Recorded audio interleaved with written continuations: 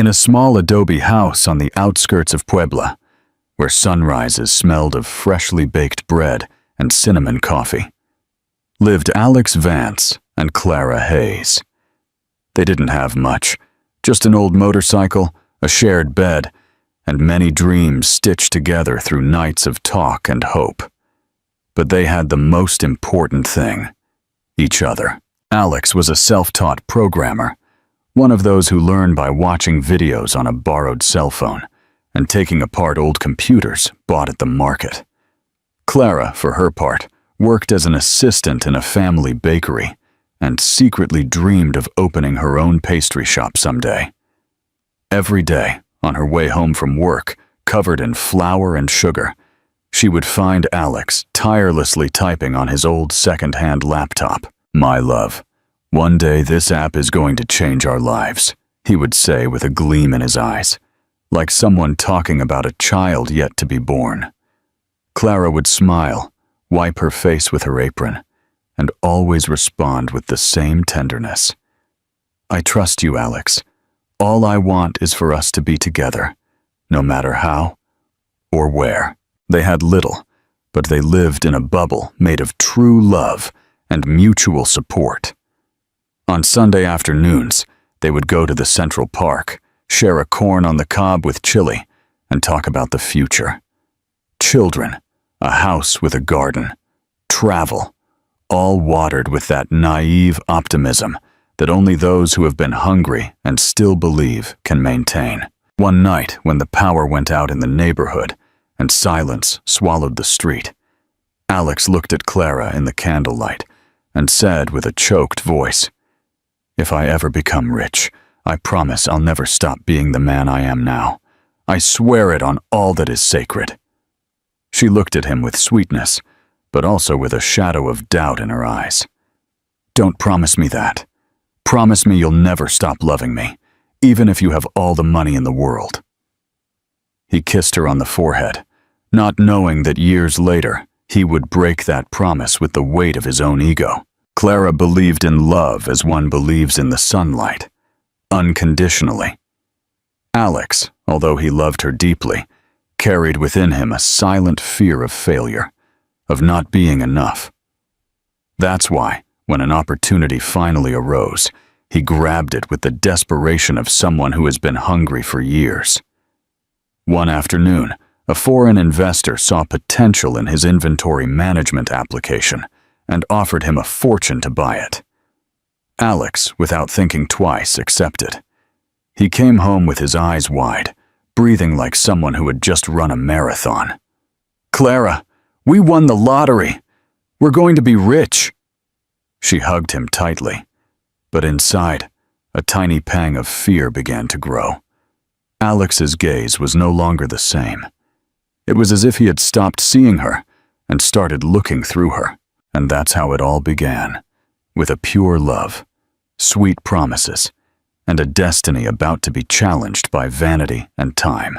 Welcome to the Narratives and Memories channel. Before you continue, please leave a like.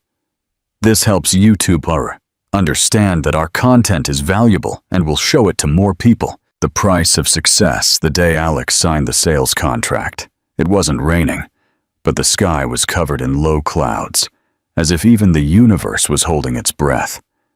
A tech company from Monterey had become interested in his inventory control app for small businesses. It was a simple idea, but a practical one. He not only sold the software, but was invited to join the innovation team with a salary he had never dared to dream of. He came home with a racing heart, as if he had gold in his veins. Clara was waiting for him with dinner ready, noodle soup and freshly made tortillas, but Alex didn't even touch the plate. He opened his laptop and, with tears in his eyes, showed her the deposit. 2 million pesos in his account. Clara covered her mouth, emotional. "Is it real, Alex?" "More real than the air we breathe, my love." In the following days, everything changed. Alex bought a new car. He exchanged his humble clothes for designer shirts and started attending meetings in elegant restaurants where no one knew his name. but everyone wanted his attention. Clara, though happy for his felt that something in his gaze had changed. He was no longer the man who made coffee in the mornings and kissed her on the forehead before leaving for another day of hard work. He started coming home late. The meetings were getting long, he would say, and there was always important networking to attend to. Little by little, he began to refer to the past with a certain contempt. "Remember when we had to share a single piece of bread for dinner? How crazy! I never want to go back to that life." Clara would smile sadly, but inside she felt the cold grow. Poverty was never a shame for her. It was the setting where their love was born. Social media began to fill with photos. Alex at dinners, parties, next to people Clara didn't know. One day, when she saw a picture of him hugging a young woman in a red dress, something inside her chest broke. He said she was a coworker, but the look in Alex's eyes in that photo was a look she knew very well. Despite everything, Clara remained at home, cooking for two and eating alone. She made coffee as before. She left messages with words of affection, but he rarely replied. And when he did, it was with cold emojis or brief messages. Love didn't disappear all at once.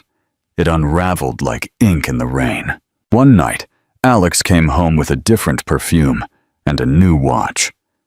He said he had been invited to a convention in Cancun and would be traveling the next morning. Clara just nodded, but when he left the room, she cried in silence, her hand on her belly.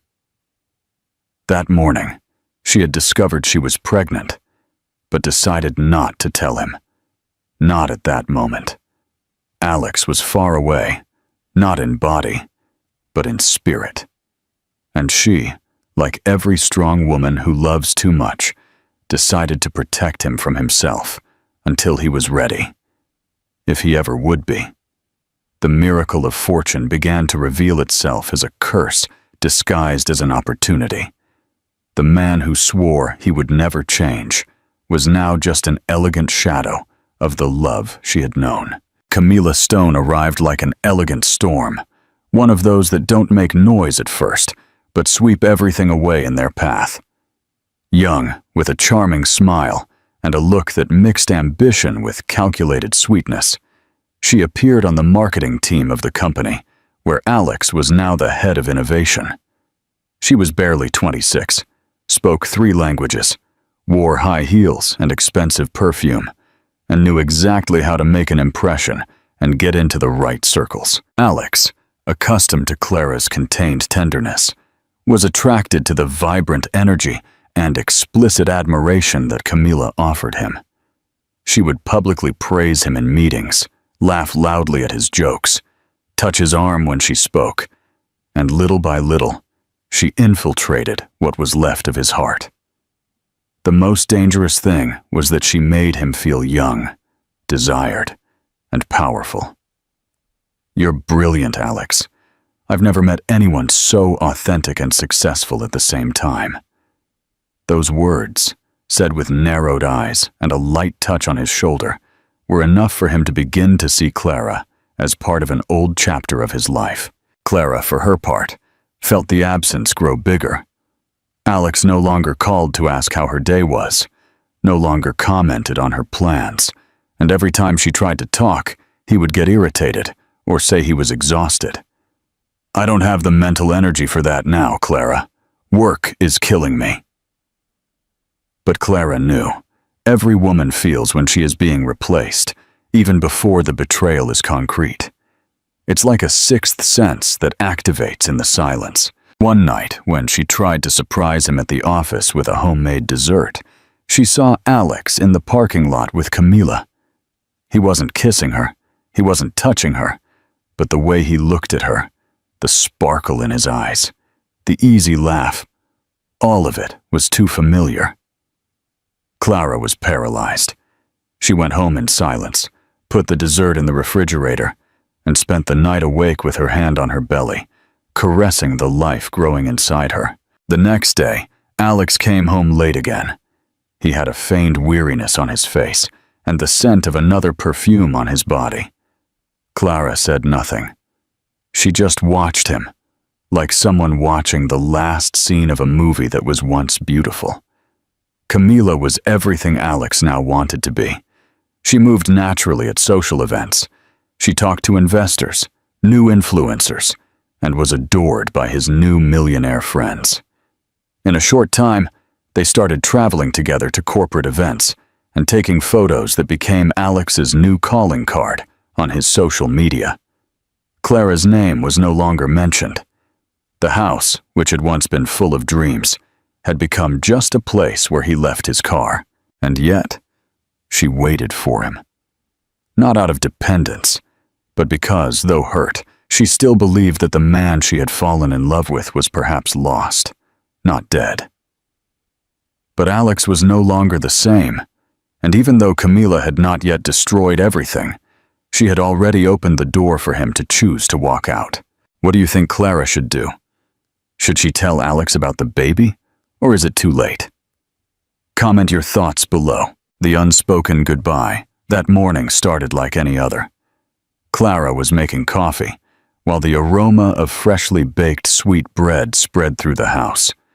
She was wearing the apron stained with flour, the same one Alex used to say he adored. But he no longer looked at her as he used to. In fact, he barely looked at her. He sat at the table, checked his cell phone, replied to a message with a smile, and then cleared his throat, like someone rehearsing a sentence. "We need to talk, Clara." She stopped stirring the coffee. The silence that followed was colder than any winter. Alex didn't hesitate, didn't falter. He said everything with a coldness that cut like a razor, that he was unhappy, that he felt stuck, that he needed something new, something that inspired him, that drove him, and in the end, that he had met someone. He didn't say the name, but Clara knew. She felt the floor disappear under her feet. "I don't want to hurt you, Clara, but I'm not the same anymore, and neither are you. We just don't fit anymore." Clara didn't cry in front of him. She bit her lips so hard they bled. Her heart, however, screamed in silence. She didn't beg, she didn't ask for explanations. She just said, "And everything we built, all our dreams?" Alex looked away. Dreams change.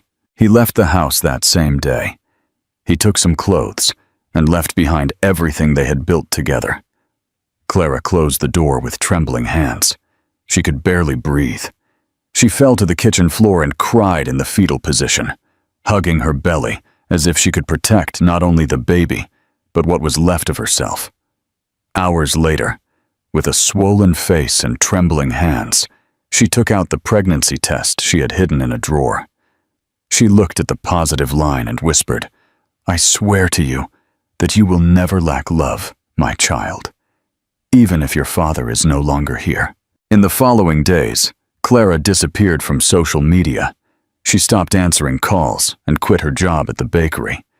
She went to live with her Aunt Rosa in a village called Santa Clara, where time passed more slowly and the stairs were less inquisitive. She carried with her only a small suitcase, a broken heart, and an infinite love growing inside her belly. Alex, for his part, plunged headfirst into his new world. He bought a loft in the center of Guadalajara, started attending exclusive parties, and convinced himself he had made the right decision. For him, Clara became just a memory, a closed chapter. He didn't know that a few kilometers away, the greatest legacy of his life was about to be born. And that fate, with its mysterious way of teaching, would make him face everything he tried to forget. Santa Clara was a small town, surrounded by mountains and bougainvillea, where time seemed to drag along lazily. There, Clara found something rare: peace. It wasn't the same peace as before, the kind of Sunday peace with Alex and hot coffee. It was a new, painful peace, full of silence, but necessary.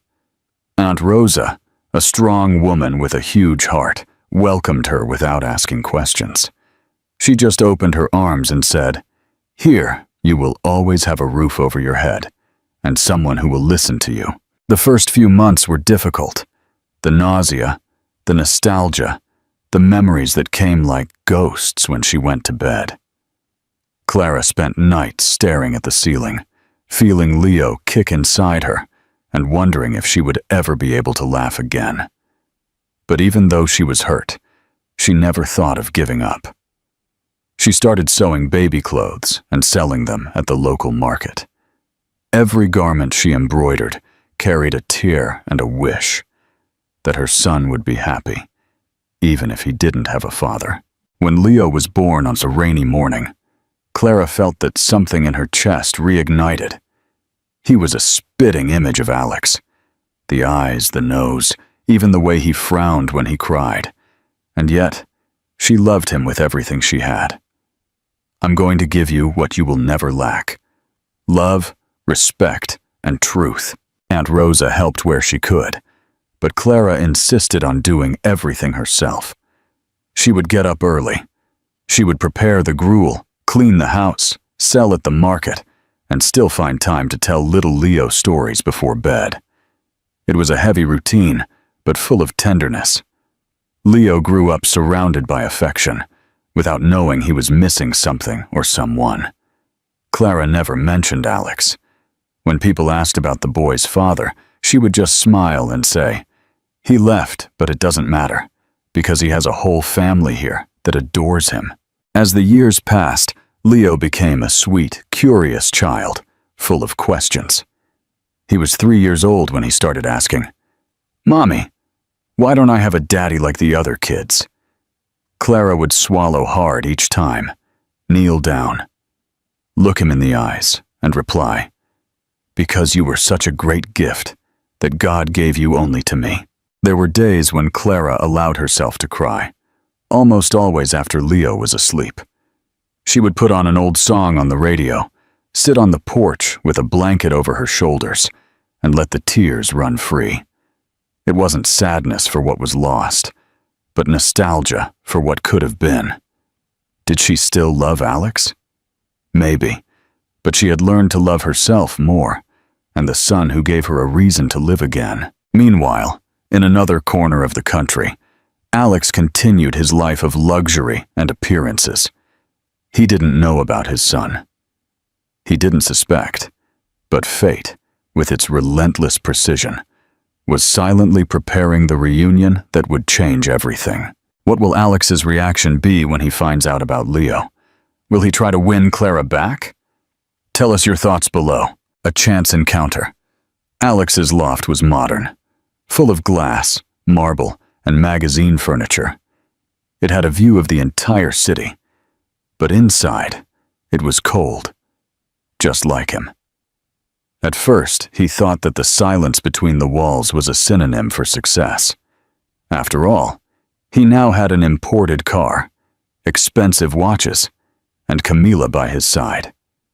Young, beautiful, always perfumed, and full of plans for international trips and exclusive dinners. But little by little, the shine began to fade.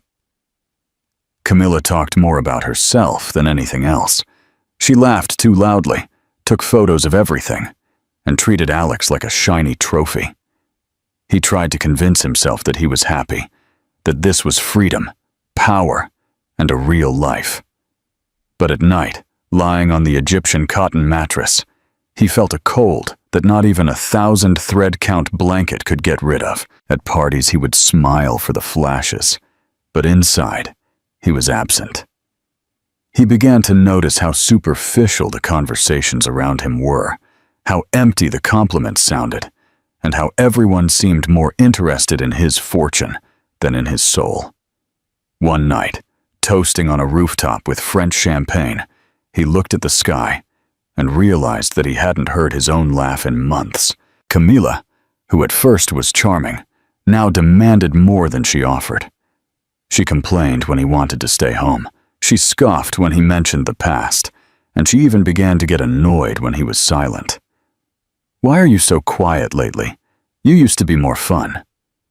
Alex would only reply with a sigh, like someone who no longer had the strength to argue. In their private life, things also changed. Camila's touch no longer gave him chills, but discomfort.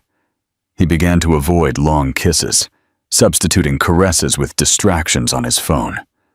What was once passion became routine, and worse, an empty routine. One day, he found a photo of Clara in an old box. They were sweaty, laughing, eating tacos at the market. He was in an old t-shirt, and she had her hair in a messy bun. And right there, in that instant, he felt something that no amount of wealth had given him since. Peace. He pressed the photo against his chest and whispered, "When did I lose you, and lose myself too?"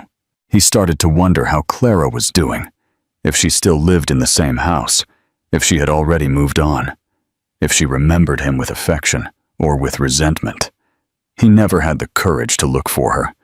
It was easier to pretend she was just a memory than to face the mess he had left behind. But the truth was gnawing at him. He started drinking more frequently, missing meetings, and feeling a constant weight on his chest. He could no longer lie to himself. He had traded a home full of love for a life full of luxury and emptiness. Success now tasted like loneliness, and Alex was beginning to suspect that maybe the biggest mistake of his life was not leaving Clara, but believing he could be happy without her. That night seemed to start like so many others. Camila had gone out, saying she was going to have dinner with some influencer friends. Alex, tired and introspective, preferred to stay home. He wanted silence, a glass of wine, and maybe an old movie that reminded him of the times when everything was simpler.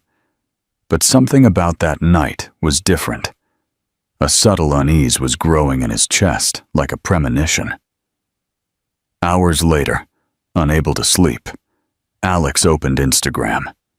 He swiped through the screen without interest until, by chance, a story from an acquaintance appeared.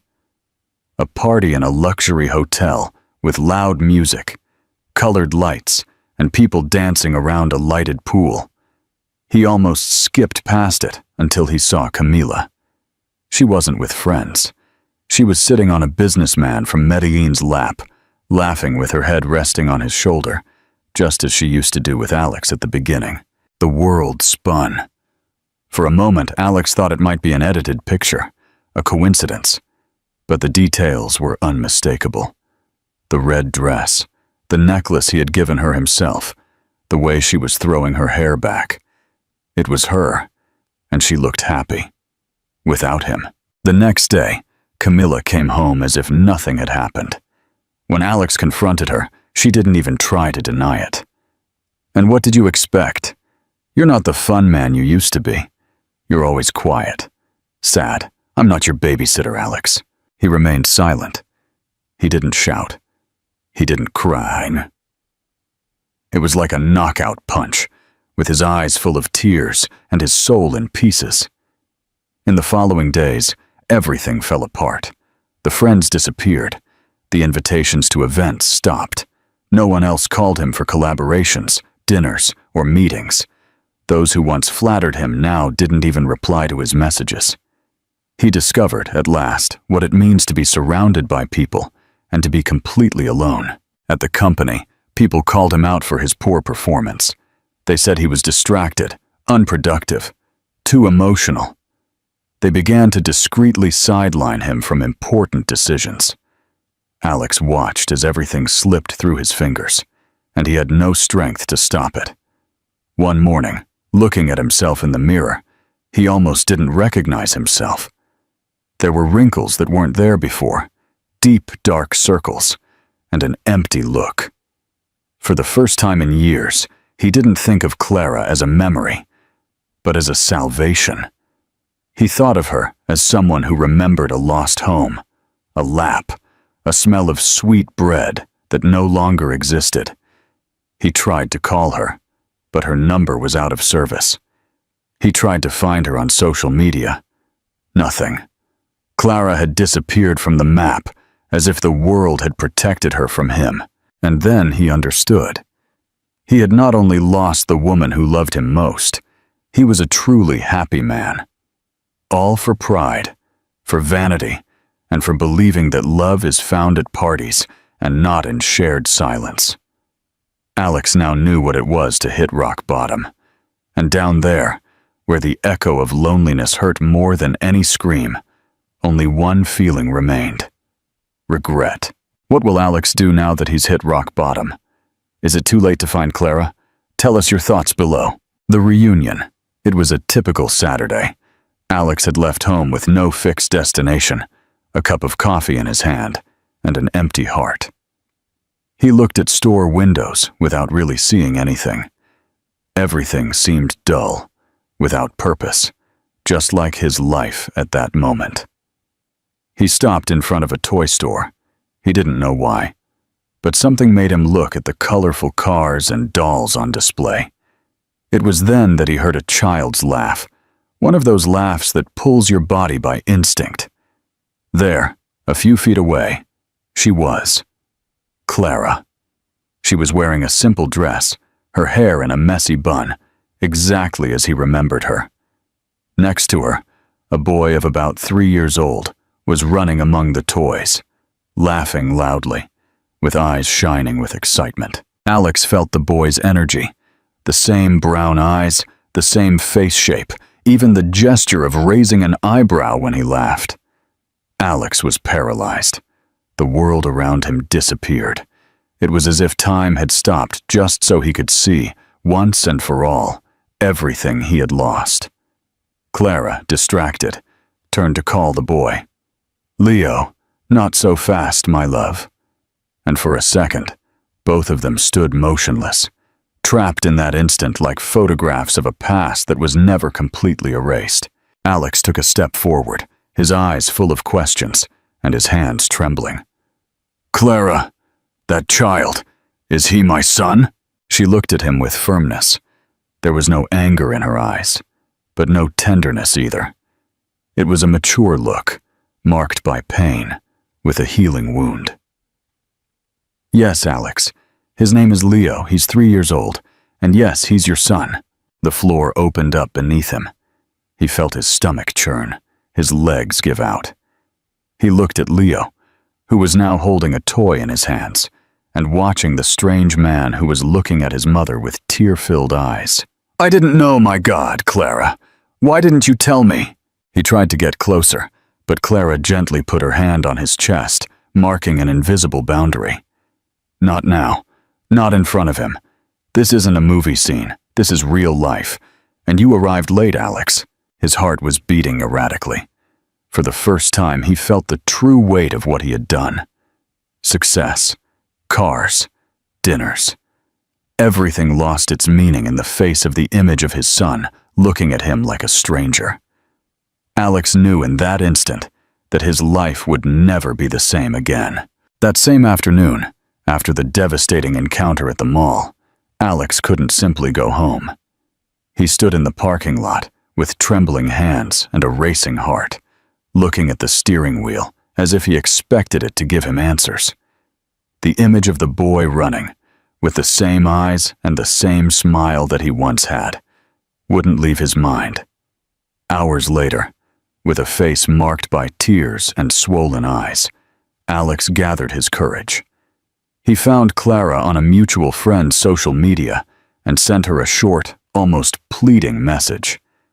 Without knowing, Clara didn't reply immediately. She thought. She cried. She consulted her own heart. The next day, she agreed to meet him at a discreet park, away from curious glances. When Alex arrived, she was already there, sitting on a wooden bench with her hands clasped and a distant look, without Leo, as if walking on broken glass. He sat down next to her, but not too close. The silence between them was dense, filled with everything they never said to each other. "Clara, I don't know where to start. I didn't know. I swear I had no idea." She nodded, but without emotion. "I know. And yet that doesn't change what happened." He started to cry, without shame. He cried like he never had before. He cried for the pain, for the guilt, for the lost time. I was wrong. I left you. I failed you. And now I know I was an idiot. But please let me get to know Leo. Let me try, even if it's little by little. Clara closed her eyes for a moment. The love she once felt for him was still there, deep down, suffocated by the pride that a happy child doesn't know about abandonment. I don't want his first memory of you to be a disappointment. If you're going to enter his life, it's to stay. Alex swallowed the words, each one like a vow. I'm not going to leave. I swear it on him and on you. I just need a chance. Clara took a deep breath. A part of her wanted to say no, wanted to protect the heart he had broken once. But she knew that the bond between a father and son existed, even without having been built. Then let's start slowly, very slowly. But don't come with empty promises, Alex. This time, you're not just risking my heart. You're risking a child's. Alex nodded with tear-filled eyes. For the first time in a long time, he felt hope. He felt an opening. And through that opening, he was willing to crawl on his knees if necessary. How do you think Alex will prove himself to Clara and Leo? What will be his first step? Tell us your thoughts below. A patient redemption in the days following their reunion. Alex lived between anxiety and hope. The opening Clara had given him seemed like a thread of light in a dark tunnel, but he quickly understood it wouldn't be easy. Clara was a different woman now, not the young dreamer who accepted sweet promises. She accepted with conditions. Alex tried everything. He sent messages asking how Leo was, offered financial help, wanted to send gifts. But Clara was clear and firm. My forgiveness can't be bought, Alex, and neither can my son's. She accepted brief conversations, short meetings in public places, but she kept her distance. There was always an invisible line between them. He could look at Leo, he could hear his laughter, but he couldn't share it. It was like touching a memory that still hurt. One afternoon, Alex brought an expensive car for Leo. One of those you control with an app, full of lights and technology. Clara looked at the gift, sighed, and said, "He doesn't need expensive things. He needs time. He needs consistency." Alex understood that the way was not to show that he had money or success, but to show that he was willing to be present for real, that he could wait, listen, and be silent when necessary. One morning he arrived at the park where Clara usually took Leo. She was there, sitting on the same bench, reading a book. "Can I sit down?" She nodded but didn't smile. He stayed there, in silence, simply watching his son play. He didn't try to force a conversation. He didn't make promises. He just stayed. That scene repeated itself for several days. Alex would go to the park, sit on the same bench, and listen to Clara's descriptions of Leo's antics, how he would laugh uncontrollably at seeing dogs, or how he would fall asleep with his stuffed animal in his arms. Alex listened to everything with attention, as if every word were a lesson. But he still knew he was on the other side of the fence. Clara had not forgiven him. She had built a fortress around herself and Leo, and with good reason. There were no easy rewards. If he wanted to reclaim that place in their lives, he would have to prove it day after day, not out of guilt, but out of love. And so Alex began to understand that true repentance is not shown with tears, it is proven with patience. Alex knew he couldn't get back the lost time, but he could try to build something new, as he was in the park with small gestures. An apple cut like a small boat, a handmade drawing with his name and Leo's, a simple wooden car he painted himself. Clara watched everything with caution. She didn't say yes or no. She just allowed it. At first, Leo looked at him like another stranger. He would run to his mom's arms or go back to playing without paying him much attention, but he would also smile shyly and call him Champ. One day, He looked at Alex and asked in a low voice, "Who are you?" Alex's heart almost stopped. He looked at Clara for permission, and she just nodded with a subtle gesture. "I'm a friend of your mom's, and I really like to watch you play." From then on, Leo started to watch him more. He still didn't get too close. He would notice Alex's shiny shoes, the way he folded his handkerchief when he sat down, and even how he wiped the bench before sitting down. One day, he laughed at seeing him swat a bee in desperation, and Clara couldn't hold back her laugh either. It was the first light moment between the three of them in a long time. Alex began to bring simple snacks, fruit, homemade cupcakes, natural juice, but out of love. One day, he left a storybook with large, colorful illustrations. Clara opened it first, cautiously, and saw that on the back cover he had written, "For Leo, may every page bring you closer to your dreams. With love, Alex." That night, Leo asked her to read the book, and he asked again, "Is that man a good person, right?" Clara looked him in the eyes and replied with a firm voice, "He's trying to be, and that's also important." As the weeks passed, Leo began to get closer. One day he gave Alex a yellow flower he had found on the ground. Another time, he showed him a drawing he had made, a small house with 3 people holding hands. Alex didn't say anything. He just cried in silence when he turned away. He understood he was starting from scratch, that the love of a son, and that Clara, though still hurt, was allowing this beginning for something bigger. Leo's well-being. And so, between small gestures and looks that said more than words, Alex finally began to be a part of his son's life. It was a rainy afternoon, the kind that makes the earth smell stronger and the heart feel more sensitive. Clara and Leo were at home, organizing a box of old papers she had kept in the closet. Among the yellowed documents and forgotten letters, Leo found something that made his eyes shine. A photograph. In the image were Alex and Clara, embracing, smiling like 2 teenagers in love. They were in front of a taco stand, their faces sweaty and their eyes full of a sparkle. Leo held up the photo and asked, curious, "Who are they, Mommy?" For a moment she wanted to lie, but she couldn't. The time for half-truths was over. "That one on the left is your dad, and that's me when we were younger." Leo fell silent, observing the photo as if he wanted to get all the answers from it. Then, with the innocence that only children possess, he said, "And why aren't you together anymore? You looked so happy."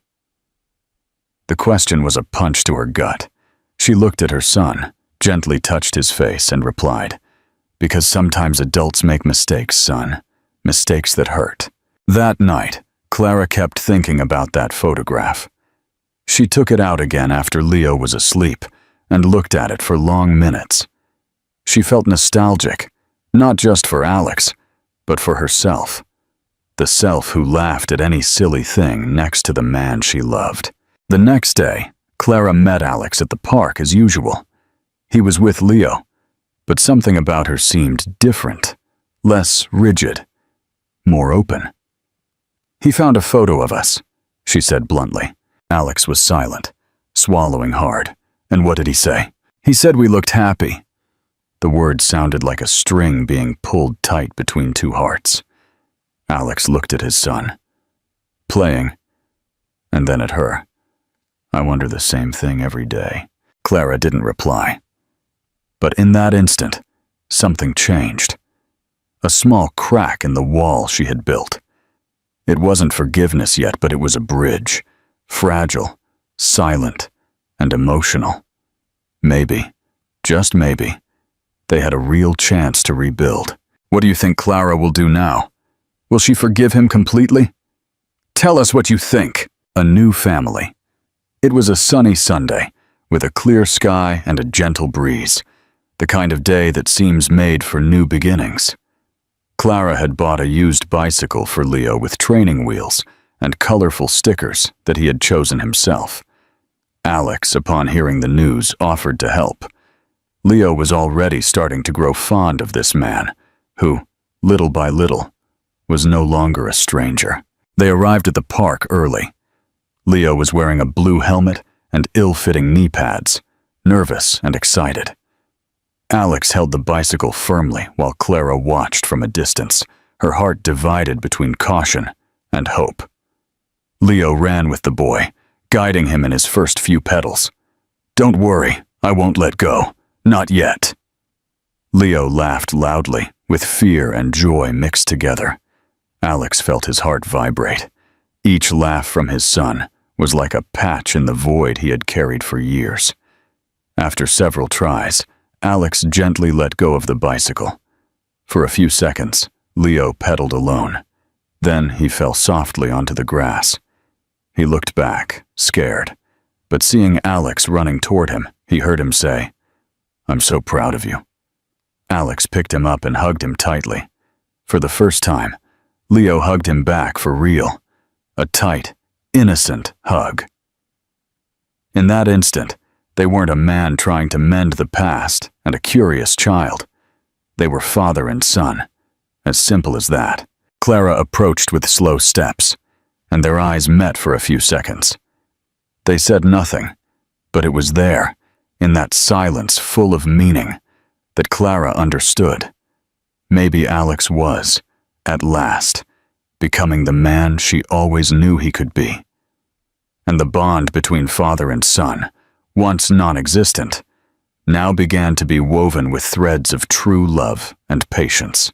Although the small joys that Leo and Alex were beginning to share gave her some hope, she kept her feet firmly on the ground, like someone who knows that love, sometimes, can also be a trap disguised as affection. But that afternoon, something inside her wavered. They were all in the backyard of Aunt Rosa's house. Leo was playing with a paper airplane, and Clara was watching him from the kitchen, through the curtains, trying not to get carried away by the laughter. "Fly, fly, Leo!" Alex shouted, laughing as he ran after his son. Leo laughed like never before. His face lit up every time his dad clapped for him, every time he fell, and Alex picked him up with a kiss on the forehead. Clara had dreamed of a happy childhood for her son, with love from both sides, with a present and devoted father. But along with the excitement came fear, the same fear from 3 years ago, the fear of believing too much, trusting too much, and seeing everything crumble again. Later, while Leo was sleeping, hugged up with his paper airplane, the sky was full of stars, and the night brought with it a breeze that seemed to whisper hidden truths. "You're doing well with him," Clara said in a low voice, as if she didn't want to say what she felt too loudly. "Thank you, but I feel it will never be enough to fix what I did." She looked at him. And for an instant saw the man from before, the one who made her coffee, who dreamed of a house full of children. But she also saw the man who left her alone, pregnant, without looking back. "Alex, it's not easy for me. There are days when I see you with him, and I get emotional, and others when I just want to yell at you to leave, because it hurts to remember." Alex took her hand delicately. He didn't insist. He didn't promise the world. He said, "I love you both, and I'm willing to wait, even if it costs me an entire lifetime." Clara didn't reply. She just let him hold her hand for a few more minutes, in silence. Her heart, though still wounded, was beginning to open again, not because of his words, but because of the gestures he had been building with consistency and truth. When she was ready to give in, she also couldn't keep pretending that she didn't feel it. It was on a normal morning, the kind that seems harmless, when Leo woke up pale, with a high fever and dull eyes. Clara thought it was a slight cold, something temporary, but when he started to tremble and complain of abdominal pain, her motherly instinct took over. She felt her heart race, with no time to think. Alex was in an important meeting when he received Clara's call. Her voice was trembling, desperate. "Alex, Leo is sick. I'm at the hospital. I don't know what's wrong." He didn't think. He got up in the middle of the room, ignoring looks, cell phones, and contracts. He grabbed his car keys, fearing he was going to lose the son he had just begun to know. When he arrived at the hospital, he found Clara sitting with her face in her hands. When she saw him, she collapsed in his arms. "He has a very high fever. They say it could be a bad infection." Alex hugged her tightly with tears in his eyes. "I'm going to be here. I'm not going to leave." Leo was admitted for observation. During the first 24 hours of the infection, Alex took turns with Clara holding his hand, changing his compresses, and talking to him softly. For the first 24 hours, he didn't leave his side for a second. He slept in a hard chair, with his head resting on the edge of the bed, holding the boy's small fingers. Clara watched him in silence. She had never seen this Alex before. He wasn't distant. He wasn't trying to leave. When Leo cried, Alex was the first to sing a made-up song, to make funny faces to distract him, to dry his tears. During an especially difficult morning, Clara woke up and saw Alex kneeling in the hospital bathroom, crying softly. "God, please, don't take my son away from me. I still don't deserve him. But I'm here. The doctor entered the room with a contained smile. "Good news. Leo is responding well to the treatment. If everything continues this way, he'll be able to go home soon." Clara covered her face with her hands and cried with relief. Alex just squeezed his son's hand, who was sleeping peacefully, as if he didn't know he had won a silent battle. He knew, without a doubt, that Alex had changed, not because he said so, but because he was there, because he stayed, because he chose to be there when everything seemed to be falling apart. The days that followed Leo's discharge were filled with care and calmness. Clara took her son home, where the silence was only interrupted by the soft sounds of the television and the murmur of coloring pages. A serenity that Clara had never seen in him. There was no rush, no grandiose promises. Alex was simply there, helping to prepare chamomile tea, reading to Leo before bed, and washing the dishes in silence. His gestures were simple, but they were filled with something deeper, genuine repentance and a real love, a love that would not fade overnight. Clara was surprised to find him organizing Leo's toys while the boy was sleeping, carefully separating the toy cars from the blocks, and smiling when he found a drawing scribbled with crayons. It was a family of 3, Dad, Mom, and son, all holding hands. Alex stood there looking at it, as if it were a work of art. "He drew this afternoon," Clara said from the doorway. "He drew this on his own, but he didn't say anything." That same night they sat on the patio after Leo was asleep. Alex, with a blanket over his legs, looked at the stars as if he were giving silent thanks. "I was never good with words, Clara, but I want you to know, I'm learning to listen, to be there, to not fail." She didn't reply immediately. She watched him as if she still couldn't trust him. During the week, Clara noticed small changes that said more than any apology. Alex would tidy up Leo's room with delicacy. He helped Aunt Rosa carry the groceries from the market. He even started wearing simpler clothes, leaving behind the expensive watches and shoes that once represented everything he thought he should be. One afternoon, Leo had an opportunity to talk to his dad. Alex picked him up, sat on the sofa, and cuddled him as if he were holding his own heart. "I'm here, champ. Everything is okay. Dad is with you." Clara saw this, and for the first time felt something close to peace. A peace that is born when what seemed impossible begins to transform before your eyes. But there was also something new, the certainty that Alex was willing to get everything back with actions, not with speeches. His redemption did not come with public tears or theatrical promises. It came in the silence, in the constancy, in the care, and for Clara, that was the greatest show of love he could give. It was a warm afternoon in the backyard, and for the first time in a long time, Clara found herself alone, with no toys scattered around, no requests for stories, no laughter running through the house. It was then that her phone vibrated. It was a message from Alex. "Would you like to have coffee with me this afternoon? Without Leo, just you and me, just to talk."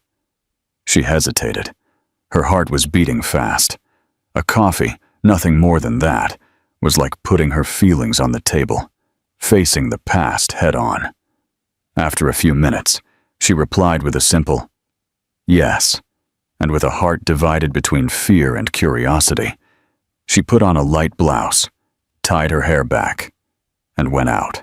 The place he chose was small, almost hidden, with wooden tables and dried flowers in the corners. Alex was already there when she arrived. Seeing her enter, he stood up with a shy smile, like someone who is grateful for something they feel they don't deserve. "Thanks for coming, Clara." They sat face to face. The initial silence wasn't awkward. It was like that of two old friends who don't need to rush to fill the spaces. They ordered coffee, and for a few minutes just watched the city outside the window. Then Alex spoke. "I sometimes think about us. Not how we were, but what we could have been if I hadn't been so blind." Clara listened carefully, but also with caution. "It's no use thinking about what didn't happen, Alex. What matters now is who you are and what you're going to do with that." He nodded, stirring his coffee with the spoon, like someone looking for courage at the bottom of the cup. "I've changed, Clara. I'm not telling you this to convince you. I'm telling you because it's true. I no longer need applause, and that place was always yours." She looked away, feeling a knot in her throat. "I've changed too. I'm no longer the same woman who cried when you left.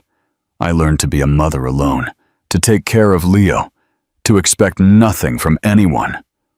I rebuilt myself with every piece you left behind." For a moment, the silence returned.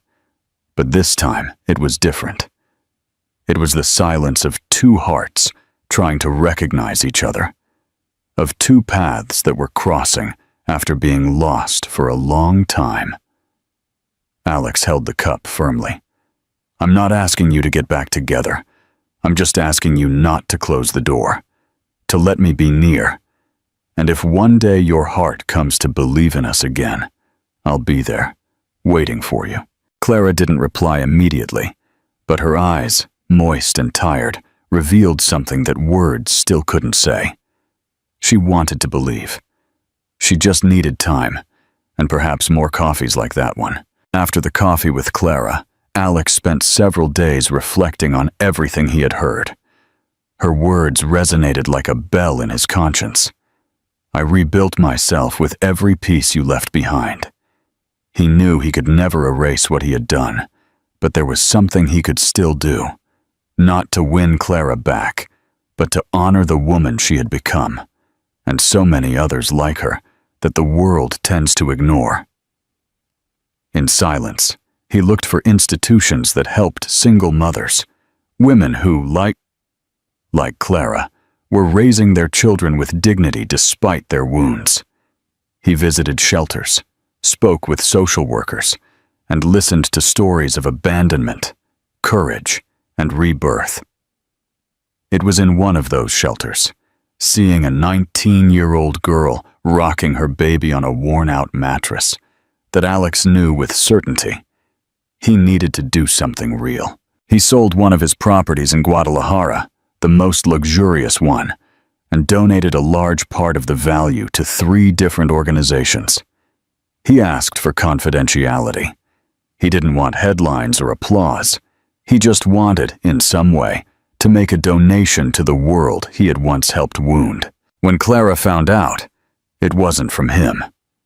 A friend who worked at one of the institutions called her, moved. "Did you know that Alex Vance made a huge donation? He didn't just give money. He came, he listened, he cried, and he promised to come back. Clara was in shock, not because of the money, but because he had taken the time to listen and care. One day, while they were having coffee on the patio, Clara asked, "Why did you do it?" He looked at the horizon and replied with simplicity, "Because you taught me that love isn't shown with things, but with actions. I can't change the past, Clara, but I can choose what kind of man I want to be from now on." It wasn't another speech. It was someone who had shed his ego, his pride, his vanity, and who now understood the value of giving without expecting anything in return. Later, as she watched Leo sleeping with the teddy bear his dad had given him, a simple toy, but chosen with love, Clara wondered if destiny was really as cruel as she had once believed. A whisper deep in her chest told her, maybe not. Time, with its relentless delicacy, was molding Clara's heart. Every one of Alex's silent gestures, every smile from Leo when he saw his dad, every coffee shared without promises, all of it slowly broke down her fear of believing and being hurt again. One gray afternoon, with heavy clouds and a cold wind, Clara was making hot chocolate, while Leo was coloring on the living room floor. Suddenly he looked up and asked, "Mommy, why don't you and Daddy live together?" She froze. The question was a challenge she had to face. "Because a while ago, Daddy made some choices that hurt us, but now he's trying to be better, and I'm learning to trust again." Leo, with his childlike logic, replied without hesitation, "But if he's good now, couldn't you try again?" "I like it when there are three of us." Clara held back tears. Those simple and true words touched a deep corner of her heart. She looked at her son in silence. She looked at the old photos, the scattered toys, the cup of coffee Alex had forgotten on his last visit. She remembered the times he was wrong and everything he had done to make up for it. She thought about how deep the wound was, but also how he had been patiently stitching it up, and she was already in the middle of it. The next day, she invited Alex to talk, without Leo, just the two of them. They sat on the patio as they had so many times before, but this time, there was something different in the air. "Alex, I want you to know that I forgive you, not because I've forgotten what happened, but because I've decided to take the chance of starting over." Clara continued, "But I don't want to rush. I don't want us to think about getting back together as a couple yet. I want us to keep building things calmly, for Leo, for us, for who we were, and for who we could be." Alex nodded with eyes full of gratitude. "There's no rush, Clara. I sincerely mean it." Clara had made her choice, not to erase the past, but to transform it into the foundation of something new. Not out of illusion, but out of courage. And because sometimes, true love isn't the one that never fails, but the one that has the strength to start over. What do you think the next chapter will hold for Clara and Alex? Will they eventually get back together? Tell us your thoughts below. The lasting promise. The sun was beginning to hide on the horizon, painting the sky with warm tones. The sea was calm, and the breeze brought with it the salty smell of Clara's childhood. It was there, on that simple beach in Puerto Escondido, where she and Alex had met years ago, young and dreamy, before everything fell apart and was born again. Now they walked side by side, Alex holding her left hand, Leo on her right. Neither of them spoke. There was no need. The silence between them was filled with something deeper than words, made of knowing looks, synchronized steps, and pardons that time had whispered. "You know this is where we first met, champ," Alex said, kneeling down to Leo's level. He had told him the story of the afternoon she spilled her coconut water on his laptop, and how he, instead of getting angry, had laughed and invited her to walk along the shore. "Yes," Leo said with a smile, And even though we didn't know it, it was the beginning of something very big. Leo continued walking between the two of them, jumping over small waves that came to wet his feet. Behind them, their footprints in the sand were a testament to their journey. Alex looked at Clara with moist eyes and a full heart. We're not the same, but I think, deep down, that's the best part. Because now we love with more truth. She nodded with a soft smile. We no longer love from illusion, but from experience, from our scars. They stopped in front of a rock where they used to sit. Leo ran toward the water and started to build a sandcastle. Clara and Alex sat down side by side. Thank you for coming back, Alex. Not to me, but to yourself. I came back because you and Leo showed me the way, because without you, there was no destination. She rested her head on his shoulder. It wasn't an end or a beginning. It was a new chapter, serene, mature, real. A love that had been through life. That afternoon, between the sound of the sea and Leo's laughter, Clara and Alex understood that life had not gone back to what it was. It had transformed into something stronger, more beautiful. Not because it was perfect, but because it had been built piece by piece with truth. And so, holding hands, they moved forward. If you liked this story, share it, and subscribe to the channel to support our work. Another story is appearing on your screen that will probably also touch your heart. Don't miss it.